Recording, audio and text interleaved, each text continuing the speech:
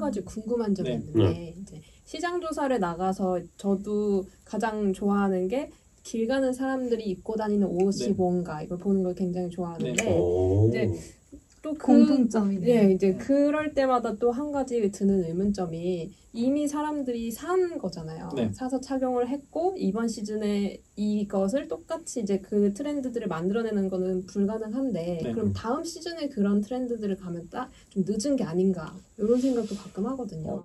그럴 수 있습니다. 근데 이제 근데 보통은 저희가 이제 다니다 보게 되면은요 아직 덜 편한 트렌드들이 있거든요. 그래서 이제 뭔가 많이 자꾸 볼 수밖에 없는 게 그러니까 저희 같은 사람들이 시장조사를 자꾸 해야 되는 게요. 이제 그런 게 이제 어느 순간 나오는 거예요. 어디선가 숨어있던 이제 씨앗 같은 게 이제 숨어져 있는 거고 예를 들어서 플리스를 하나 예를 들어 볼게요. 플리스 같은 경우는 아웃도어 쪽에서는요 그렇게 핫한 아이템이 아니었어요. 기존에 이제 뭐 자켓이라든지 다운 쪽이 이제 주로 이제 메이저 아이템이었었고 플리스 같은 경우는 그래도 이제 하긴 하는데 광범위하게 안 퍼졌던 아이템이었었거든요. 근데 어느 날 보니까 보세 시장 쪽에서 플리스가 좀 보기 시작했었어요. 근데 이게 또 확산되기 시작하니까 그 확산의 속도가 굉장히 빨랐고요.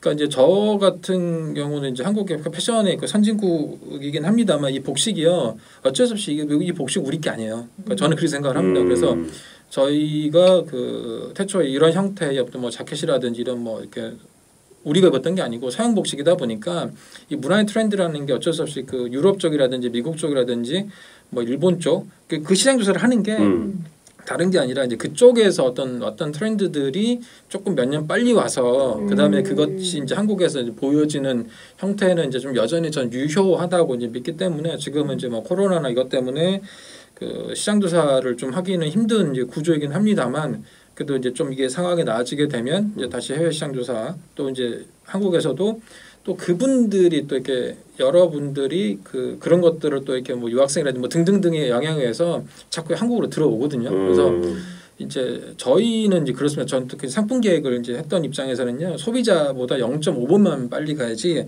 한 보도 필요 없습니다. 그 트렌드에 앞서가는 거는 0.5보만 조금 앞서서 너무 빨리 가도 안 되는군요. 너무 빨리 가도 안 됩니다. 그러네요. 진짜 한 번만 더 가도 안 될 것 같아요. 이게 맞아야 되니까 트렌드가. 그렇죠.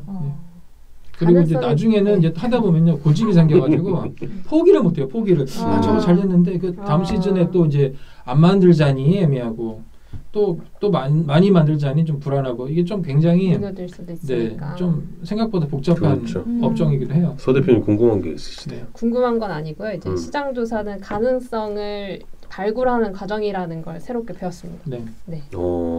아니 근데 지금도 시장 조사를 뭐 예전만큼 전문적으로 하지는 않으시겠지만 이렇게 지나다니다 보면 탁탁 특성을 캐치하시겠네요. 그렇죠. 이제 그냥 아무 생각 없이 이제 가느냐 아니면 어떤 목적성을 가지고 말 그대로 그때는 약간 눈을 열고 보는 거죠. 그러니까 평상시에는 그냥 가다가 이제 그냥 시각적으로다가 뭔가 정보가 들어오는 걸 그냥 이제 보는 거고요. 근데 이제 내가 어떤 정보를 이제 좀 취득해야 되겠다 하게 되면은 조금 더 집중을 해서 그러니까 스크리닝을 하면서 그러니까 보는 거죠. 우리 멤버들 지금 차림새를 보고도 어느 동네랑 좀 어울리겠다 이런 것도 좀 연결이 가능하십니까? 네. 지금 도서관에서 공부하시다가 나오신 것 같고요. 예. 대학가 패션. 대학생 패션. 이시고 이제 지금 좀 이따 이제 퇴근하시려고 하시는 그런 패션, 직장인 룩. 직장인 룩. 네. 우리 황하나는 좀 이따 어디 이제 놀러 가셔야 되고 계속 좀 이따가 놀러 간다는 개념에서 이제 이대로 집에 갈 수 없다. 네네. 그 TPO가 근데 입으시는 목적에 따라 굉장히 또 갈라지잖아요. 근데 이제 소위 말해서 이제 약간 뭐 그런 놀러 간다는 의미의 놀러 가는 건 아니고 그냥 이제 뭐 어디 가볍게 외출 정도 뭐 그런 거 아닌가 싶습니다. 최근까지 우리 부장님께서 온라인 비즈니스 쪽에 이제 제가 알기로는 그쪽에 굉장히 집중하시고 업무를 좀 하셨던 걸로 알고 있는데 이게 코로나 전후로 패션 시장이 굉장히 많이 변했지 않습니까? 어떤 지점이 좀 변했고 앞으로는 좀 어떻게 좀 갈 것인지 이것도 좀 예측 가능하십니까?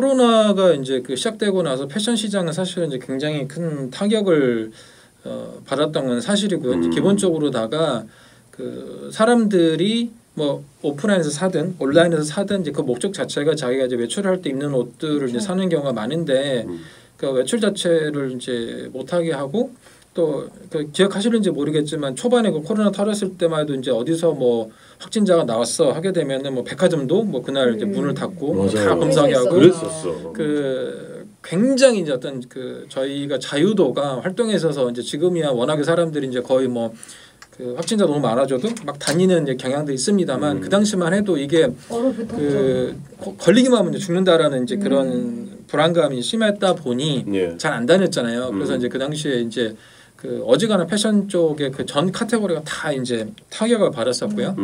이제 공교롭게도 그때 뭐 다시 이제 저희가 뭐 어떤 재택을 하게 되면서 뭐 집에서 편하게 입는 옷 같은 경우나 하여튼 뭐 이제 그 집에서 뭐 피트니스 웨어 쪽이라든지 아니면 원마 웨어라든지 뭐 이제 그런 쪽을 편하게 입는 옷들이 이제 그 좀 더 좋게 발전을 했던 것 같고요. 이제 더불어서 이제 그 스트레이트 웨어를 이제 중심으로 하는 이제 무신사 쪽의 어떤 그런 브랜드들이 이제 굉장히 많이 성장을 했는데 그 트래디셔널 그 스타일의 그 브랜드들은 전반적으로 다 좀 그 굉장히 전 복종을 걸쳐가지고 많이 좀 타격을 입었었던 게 사실입니다. 네, 그렇죠. 그래서 이제 그게 이제 요새 들어와서 한 1년 반 정도, 한 2년 정도의 그 좀 침체를 겪고 이제서야 이제 사람들이 이제 다시 좀 더 활동들을 이제 많이 하시기 때문에 그 작년 같은 경우는 그러니까 재난지원금 나왔을 때 조금 반짝해서 이제 또 이렇게 잘 됐다가 맞아요. 그런 경우도 있었는데 이제 그거는 돈이 임시적으로 이제 풀렸기 때문에 이제 어떤 반사 효과인 거고.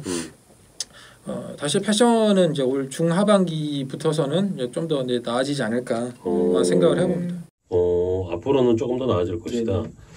위드 코로나로 이제 간다는 거네요. 뭐 이거 어쩔 수가 없을 것 같아요. 그러니까 계속 사람이 이제 그 이렇게 살 수는 없거든요. 뭐 저희가 뭐 예를 들어서 이제 뭐 아시는지 모르겠습니다만 저는 코로나 생기고 나서 그때 딱 기억났던 그 만화 영화가 있었거든요. 그 바람계곡의 나우시카라고 해가지고 되게 시츄에이션이 비슷하거든요. 이게 막 그 지구가 핵 뭐 어쩌고저쩌고 가지고 오염됐었는데 지구 정화되는 과정이고 사람들이 이제 활동이 굉장히 부자연스러운데 그러니까 지금은 한 2년 정도는 굉장히 그 비정상적인 어떤 행태들을 좀 강요를 받았던 부분이 없지 않아 있었고 왜냐면 이게 전혀 예측도 안 되고 어떤 건지도 모르고 치료약도 없고 백신도 없고 그러니까 무대책인 상태에서 그랬는데 그러니까 지금은 이제 그 일상의 회복이라는 부분들이 어느 정도 있기 때문에 다시 이제 그 정상적으로 기존에 하던 것들 일부는 다 100%못 돌아가겠습니다만 어떤 뭐 패션이라든지 이렇게 다시 좀 원상 복구를 하려고 하는 부분들은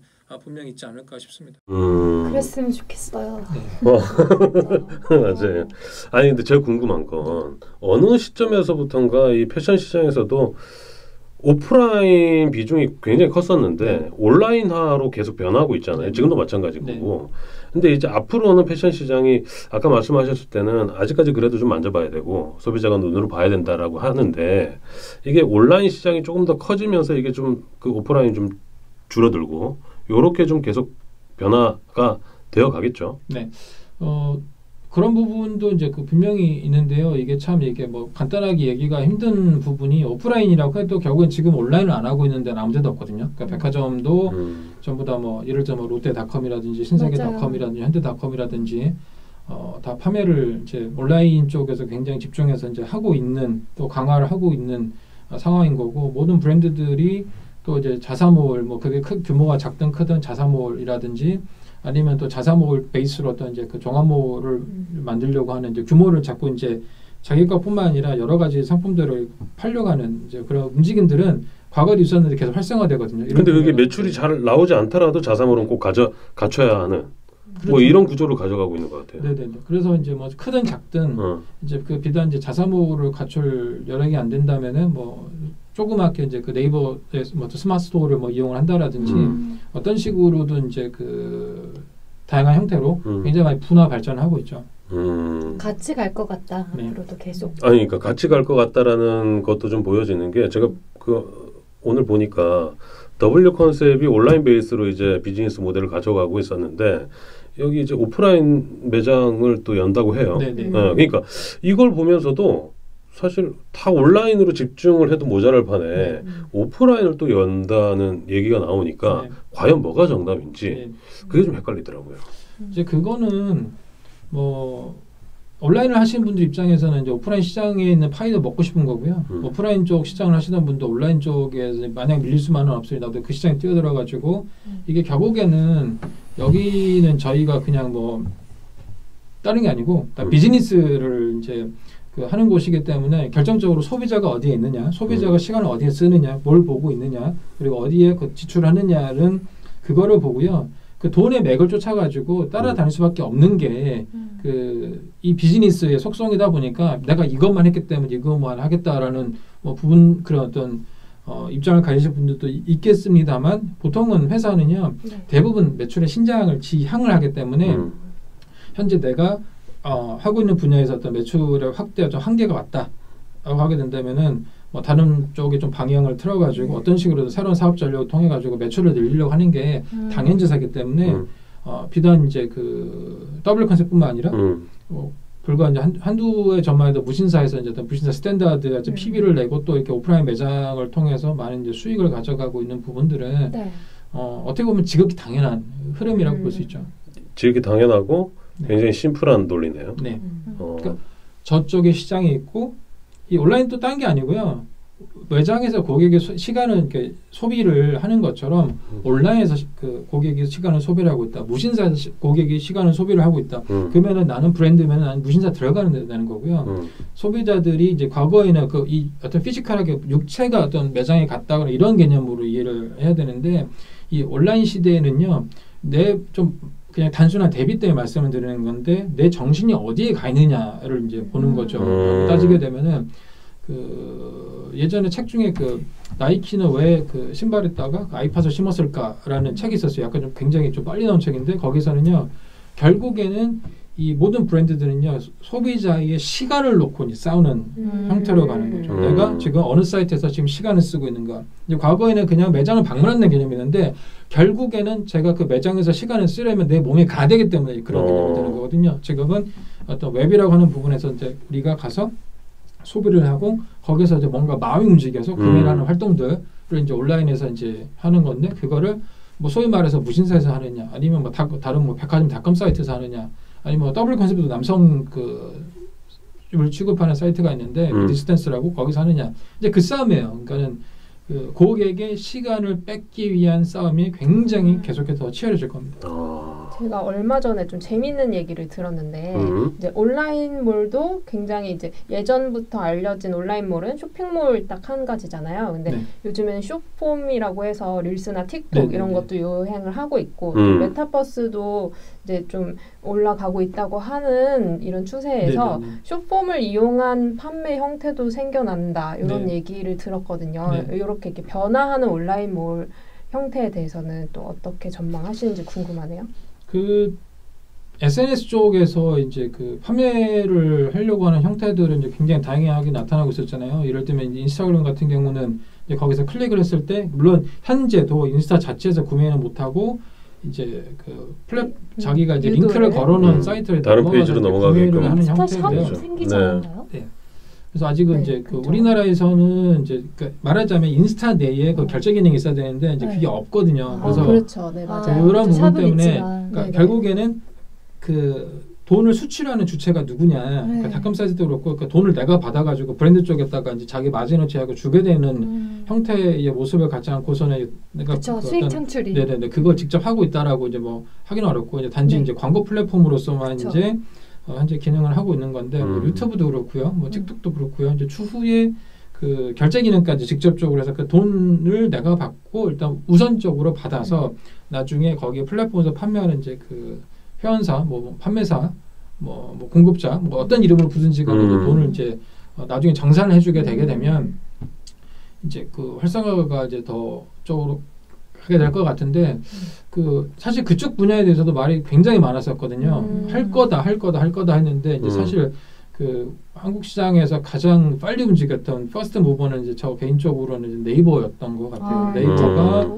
이제 사실은 뭐 SNS라기보다는 이제 플랫폼 쪽에서 그 어떻게 보면 이제 스마트 스토어라는 거를 붙여가지고 굉장히 이제 그쪽에 매출이 활성화가 빨리 됐었고 지금도 굉장히 빨리 움직이는 그 무버 중에 한 명이고 한국에서는 사실은 뭐 쿠팡이라든지 네이버나 내지는 이제 조금 더 그 보자면 카카오 이런 쪽의 그 영향력들이 플랫폼 쪽의 영향력들이 그 어마무시한 게 사실이. 그리고 이제 또 거기 대형 업체에서 하는 트렌드들이 또 이렇게 그 중소업체들한테 여러 가지 측면에서 영향을 주거든요. 예를 들면 W 컨셉에서 썼던 UI UX가 이제 워낙에 커지다 보니까 그 흐름들이 좀 그 거기서 조금만 만든 이제 변화들이요. 막 그거를 벤치마크에서 쓰는 사이트들이 굉장히 이제 많아지고 있는 그 다 열심히 하지만 그 중에서 조금 더 많은 영향력을 갖고 있는 플레이어들은 분명히 나타나고 또 그런 플랫폼의 어떤 비즈니스 모델을 따라가려고 하는 모습들이 많이 나타납니다. 예. 야, 뭐 던지면 다 나오네요. 그러게요. 20년을 했다고. 너무 알차. 30년을 해도 이제 뭐 맡기시는 분들도 계신데 대단합니다. 아니 그럼 제가 하나만 더 여쭤볼게요. 아까 잠깐 그 우리 소 대표님이 질문하셨는데 이 패션 업계에서도 지금 뭐 인공지능 AI나 뭐 3D 디지털 패션이나 새로운 기술도 계속 접목하고 있어요. 이런 건 좀 어떻게 보십니까? 이런 흐름들은.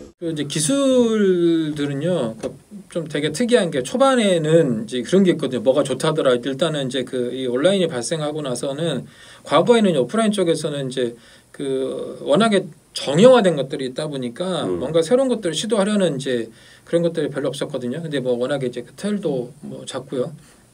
뭐 제가 보기엔 이제 그렇습니다. 이제 특히 온라인의 그 상대 온라인에서의 그 어떤 변화의 폭이 워낙에 좌우로 크다라는 거에 대비해서는 지금 오프라인 쪽에서 할 수 있는 어떤 변화의 폭이라는 게 작다 보니까 좀 그렇게 말씀을 드리는 거고요. 네. 이 온라인 쪽에서 새로운 기술들이 워낙에 많이 나오거든요. 지금은 말씀하시는 뭐 그 빅데이터 쪽에 뭐 인공지능이라든지 뭐 딥러닝이라든지 뭐 머신러닝이나 등등등등등 여러 가지 그 용어들이 있는데 이제 그것들을 이제 본류를 따지고 보게 되면은 그것도 다 일종의 그 마케팅 트렌드와 연관했었고 사실은 빅데이터의 그 기존 버전은 저희가 이제 그 인공지능 기능 버전이 그 패션, 그러니까 이런 저희가 지금 상품을 판매하는 쪽에서는 이제 빅데이터고요. 빅데이터 전신 버전이 CRM이에요. 그 전에는 이제 마케팅인데 결국에는 소비자한테 그 저희가 상품을 조금 더 판매하기 위한 모든 기법들이 이제 그 본류 쪽에서는 다 같고요.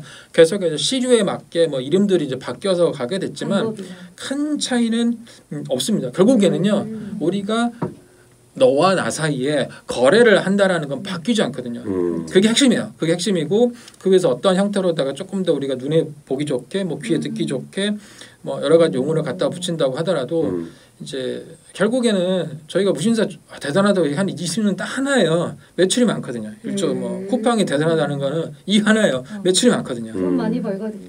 네, 좋아 보이거든요. 네. 근데 이제 저희가 소위 말해서 부틱처럼 이제 뭐 굉장히 좋아 보이는데 뭐 그냥 장사가 그저 그래. 근데 지금 같은 주목을 받을 수가 없습니다.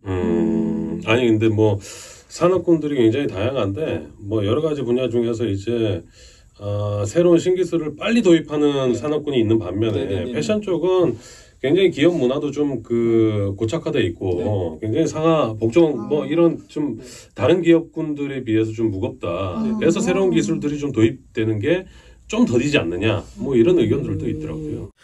새로운 기술들을 관심을 굉장히 많이 가지시고 접목을 하시려고 하시는 CEO도 있고요. 그다음에 그런 부분에 대해서 굉장히 보수적인 분들도 있어요. 뭐 좀 새롭게 해야 됩니다. 하게 되면 그거 얼마 버는데 그러니까 당장에 이제 그 항상 ROI 그 리턴 온 인베스트먼트를 굉장히 중요시하는 분들도 이제 계시고 그러니까 뭔가를 항상 새로운 아이디어가 없으면은 안 되는 것처럼 계속해서 이제 그런 것들을 갈망하시는 분들이 있는데 과거에 그 패션 쪽에서 그 온라인 쪽 얘기하게 되면은 어떤 뭐 디자인이라든지 새로운 기술이라든지 여러 가지를 접목하는 데 있어서 막 돈을 써봤는데 그거에 맞게 어떤 리턴들이 안 돌아온 경우들이 되게 많았었거든요. 그래도 이제 그거 해봤다, 뭐 했다 이제 그렇게 그냥 일종 자기 만족을 하고 맞는 경우들이 많았었는데 이제 그런 이제 몇 번의 어떤 이제 시행착오를 통해 가지고요. 지금 뭐 예를 들면 이제 그 뭐 LF라든지 이제 코오롱이라든지 이런 회사들의 어떤 사이트가 그 발전하고 하는 모습들을 보게 되면은 뭐 일부러 보여주시기로 큰 구찌 어떤 덩어리의 이제 그런 변화뿐만 아니라 뭐 정기 개편